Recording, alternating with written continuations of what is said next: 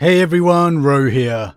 Today we have maybe a very heretical question, as we ask, were the High Lords of Terra right to oppose the returned Guilliman? General spoiler warning to begin, as we will be discussing events from across the Warhammer 40k universe, so you have been warned. But, with that said, let's just jump straight in. Okay, now we know the Imperium Roboute Guilliman returned to was a very different one from the one he left, but even he struggled to comprehend by just how much. When he first reached the throne world, he was most likely very relieved to find the High Lords still in power. The Imperium was in turmoil like never before, reeling from Cadia's fall, and the forces of chaos emerging across the entire galaxy.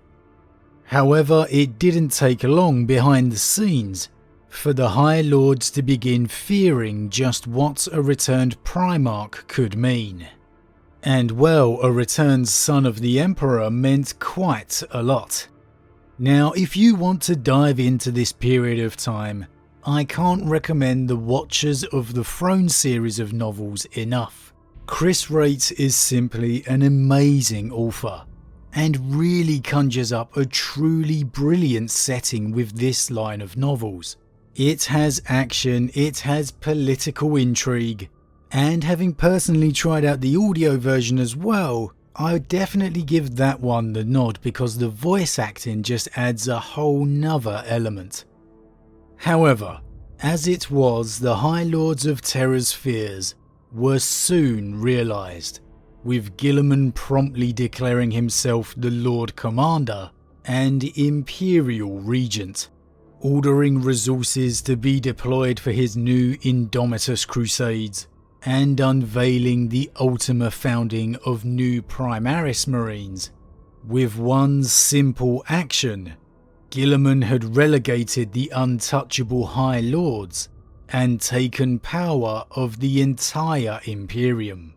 And thus the seeds of rebellion were sown. Not all the High Lords, it must be said, but enough. And they began to set the plans in motion for their uprising, to take the power back from the Primarch. But were they right to act?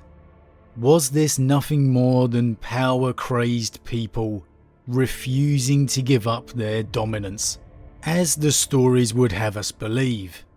Or was the truth as they claimed, that Guilliman will lead the Imperium to ruin? That the Primarchs and Legions nearly ended it all those 10,000 years ago, and here he is, nigh on bringing back those same mistakes. That it is men, and not Primarchs, that the Imperium owes its true survival. Well, it is undoubtable Guilliman is doing whatever he believes right to save the Imperium, and the Ultima Founding and Indomitus Crusade are his believed best hope of achieving that. That yes, it may be a risk, but it is the only path they can take. However, you most certainly can draw several parallels of that with the Great Crusade of old. The Indomitus Crusade fleets have, in essence, been operating as legions, the unnumbered suns far, far larger than standard Space Marine chapters, and all of them under the Primarch's own control. You could well be forgiven for thinking Guilliman was reforming the legions, which directly led to the tragedy of the Heresy. It's no coincidence that not long after, he was forced to dissolve them due to political pressure. 10,000 years in the future, all that is remembered of the Primarchs and the Legions was the tragedy that nearly ended the Imperium. And although unknown to the High Lords themselves, We know Guilliman has lamented the breaking down of the legions when he implemented the Codex Astartes. So it could be said this does give further credence to the High Lord's position. Guilliman, as great as he is still a Primarch, and as such victim to the ego that comes along with it, even for one as rational as him. And not only that, it could well be said that it's Guilliman's most recent actions that could bolster the High Lord's claims even further. Firstly, we've seen him enter into a secret alliance of sorts with the Eldari. Putting any measure of faith into this most selfish of cultures can only be seen as foolhardy. And really, this move at its very core goes against everything the Imperium stands for. If this news were to become widespread, it would not be looked upon favourably, and that is saying the least. And well, Guilliman for his part is fully aware of that. So the question could be asked, why then is he taking these reckless measures? And well, secondly, that is not the only one. We have seen him engaging in even more reckless methods, not just reading writings from a traitor Primarch. Regardless of it being before Lorgar's fall, a traitor Primarch is a traitor Primarch. And what's more, interrogating demons.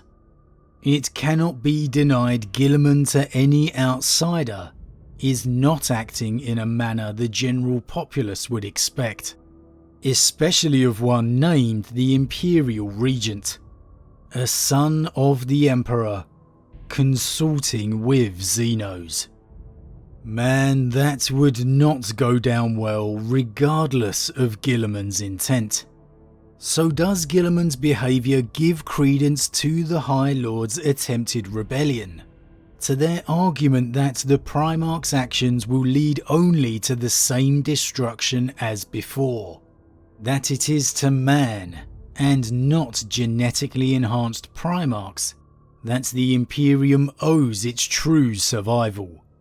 For all the manipulations and jealousy, it's hard to argue they wouldn't be more stable in their actions, even if it may have been the wrong course, and Guilliman does represent the best hope for survival.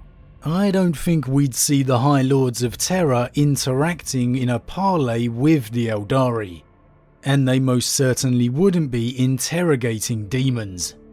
So, unbelievably, I think Guilliman's actions may just give credence to the High Lord's position, which means the Lord Commander is walking a very tight rope, and one which may come back to haunt him if it is ever exposed.